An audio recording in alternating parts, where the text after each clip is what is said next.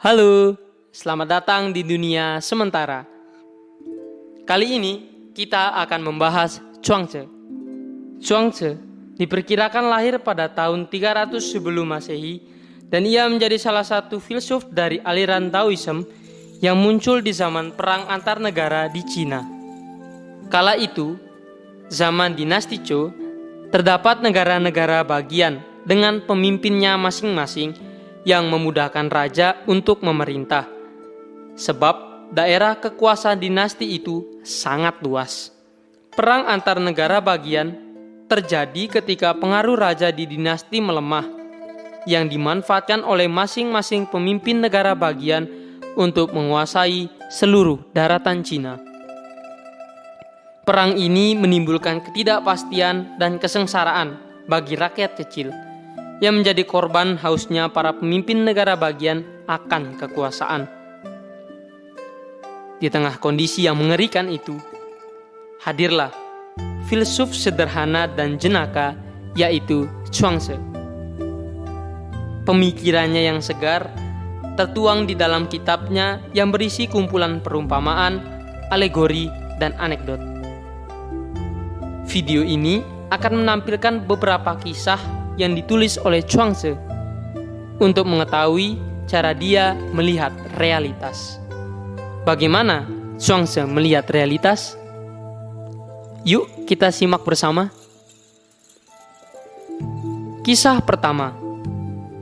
Ni Kui bertanya pada Wang Ni, apa standar benar dan salah?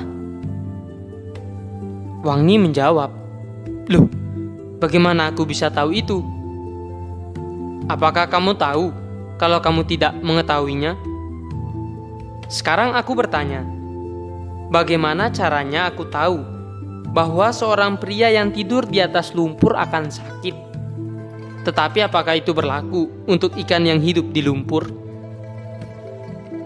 Jika pria itu tinggal di atas pohon yang tinggi, ia akan merasakan ketakutan.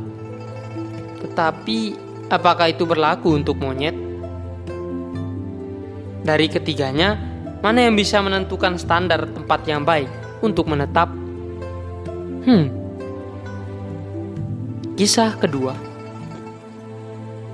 Huizi, sahabat karib dari Chuang-Tzu, ketika berjalan-jalan bersama Chuang-Tzu, melihat wanita cantik dari kejauhan, dan ia berkata, "Wah, cantik sekali gadis itu." Tetapi Chuang-Tzu meminta Huizi melihat burung dan ikan yang menghindar ketika wanita itu lewat.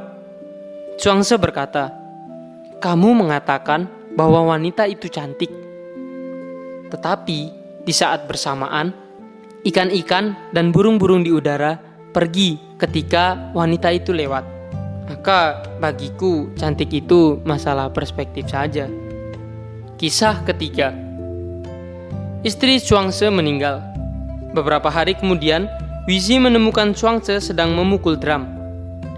Huizi heran, lalu ia berkata, "Heh, istrimu baru saja meninggal. Kok kamu malah bermain musik? Kamu gak sedih?" "Waduh, kacau kamu ini." Chuang-Tzu menjawab, "Hei, kamu kira aku gak sedih saat istriku meninggal? Tetapi ketika aku melihat kembali waktu sebelum ia lahir, di tengah campur aduk keajaiban dan misteri, terjadi berbagai perubahan-perubahan. Salah satunya adalah tubuh, dan lahirlah istriku. Kini terjadi perubahan lagi, dan istriku meninggal. Perubahan itu terus terjadi. Jika aku terus menangisi kepergian istriku, itu artinya aku tidak tahu apa-apa tentang takdir. Maka aku berhenti." Ketiga kisah tadi merupakan gambaran bahwa semua orang memiliki cara masing-masing untuk memandang realitas. Sehingga apa yang benar bagiku belum tentu benar bagi orang lain. Begitu juga sebaliknya, seperti yang dikatakan Wang Ni. Lalu, bagaimana caranya hidup di tengah kondisi seperti itu? Bagi Chuang-Tzu, hidup itu terlibat langsung dan spontan dengan momen saat ini. Kita tidak perlu terjebak pada statement-statement yang dibuat oleh orang lain, bahkan ilmuwan sekalipun tentang realitas. Rasakan dan nikmatilah momen yang sedang kita alami saat ini, dan itu menjadi kebenaran bagi kita, tanpa harus memaksakan orang lain mengakui kebenaran yang kita terima. Tetapi, mengapa manusia mudah menilai atau mudah menghakimi sesuatu? Manusia memiliki pikiran yang salah satu kemampuannya membagi dunia ke dalam kategori-kategori tertentu untuk memudahkan manusia memahami dunia. Ya, itulah gunanya pikiran. Sayangnya, dunia tidak selalu bisa memakai kategori yang sama dan tetap. Maka, tidak ada standar untuk segala sesuatu. Karena semua yang disebut standar itu hanya konsep sementara. Benar salah, baik buruk, indah jelek, itu hanya masalah perspektif. Bergantung pada persepsi dan penilaian yang terbentuk oleh berbagai faktor, seperti pengalaman individu, norma budaya, waktu, dan lingkungan. Itu pula yang dialami oleh Huishi ketika menilai bahwa wanita yang dilihatnya cantik. Namun, di saat bersamaan, ikan dan burung-burung pergi menjauhi wanita itu. Oleh sebab itu, penilaian yang digunakan oleh Huishi hanya standar kecantikan atau keindahan yang dibuat oleh manusia. Tetapi, penilaian tersebut bukan sesuatu yang objektif, apalagi sesuatu yang harus diterima oleh semua orang.